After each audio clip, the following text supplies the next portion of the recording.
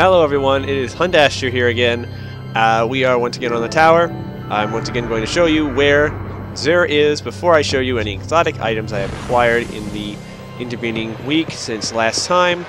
Xur is down here. He is in the chamber where the three, whatever they are, that I suddenly can't recall the name of. The three people that are vanguards. The three vanguards. He is over here, as you see. The items he has this week are dying already. a really cool helmet for the Titan called Helm of the Saint. Rain blows, increased melee attack speed, upgrade defense, inverse shadow, increased super energy gain from killing minions in the darkness. Very, very useful. Starless Night, your Ward of Dawn blinds enemies who enter it, and then 3 more upgrades. He then has Achiliophage Symbiote. They told me it would eat my thoughts and leave me full of light. As you see here, it pulsates. It's really kind of gross.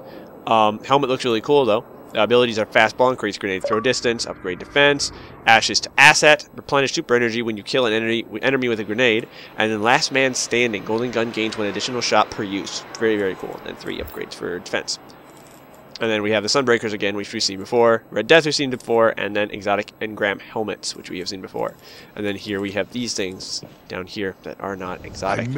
But let me show you the things I have acquired that are exotic. I just today acquired Bad Juju.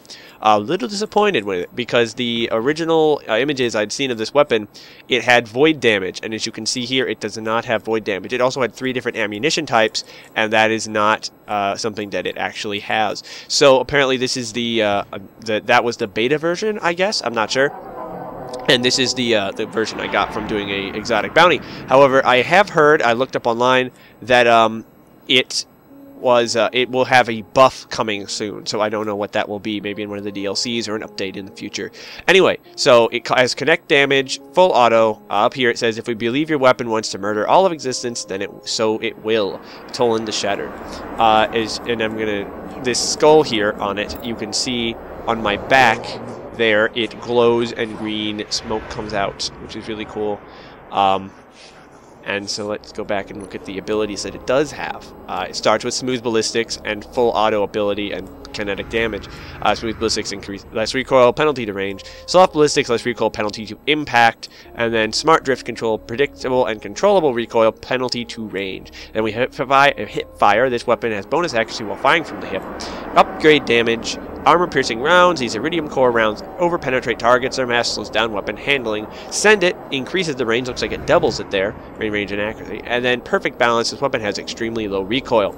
And then we have the most important ability of this weapon, which I certainly hope it still does exactly what they said it does on the wiki page, which the wiki page is the one that has the incorrect image. If you go to destinydb.com, they have the correct stats for this weapon. String of Curses, this weapon reloads instantly and increases damage for a short time after each kill. Now, according to the wiki, this means what this does is when you shoot and kill an enemy, assuming this gun fires in a 3-round burst, meaning that you have 5 times it'll burst, and it bursts exceedingly quickly with a low impact, so try to get headshots, score criticals as much as you can. It will instantaneously reload the magazine, as in you won't even show reload animation, and it does not draw ammunition from your reserve. So if you kill someone within a clip before, you would have have to reload, your clip will instantaneously reload and you will not use any extra ammunition. So this essentially has unlimited bullets so long as you can take out an enemy before your clip runs out. And the damage increase, I'm not sure how much it increases the damage after each kill, but according to the wiki, it only increases the damage. The damage increase duration is 2 seconds, and then it has 3 more upgrade damage things there. The other exotic that I have acquired, and I acquired literally moments after. Actually, no, let's put the queen thing on. After getting last week's episode done, was Super Good Advice. Super Good Advice is a triple barrel light machine gun.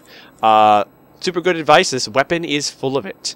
So it has solar damage, smooth ballistics, less recoil penalty to range, soft ballistics, less recoil penalty to range, and then CQB ballistics, greatly reduced recoil, significant penalty to range. Then it has crowd control, kills with its weapon, grant bonus damage for a short time, upgrade damage, single point sling, switch weapons faster, move quicker while aiming, hand loaded, this weapon is effective at an extended range, and flared magwell reload this weapon even faster.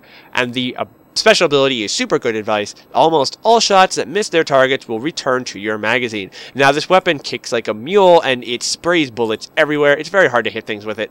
But with that would be a very effective and useful thing to have on your weapon, considering what this does. It also has a scope on it, as you saw in the image here, which kind of is hard to get used to because you're not really firing at great range. You're like up to mid-range with that kind of weapon. But if you get used to it, then it's fairly simple. That is all of the exotic things that currently I have, because I showed you Knucklehead Radar last time, and I finally understood what Knucklehead Radar meant. Knucklehead Radar, you can see the point, right? Who wants to team up with one?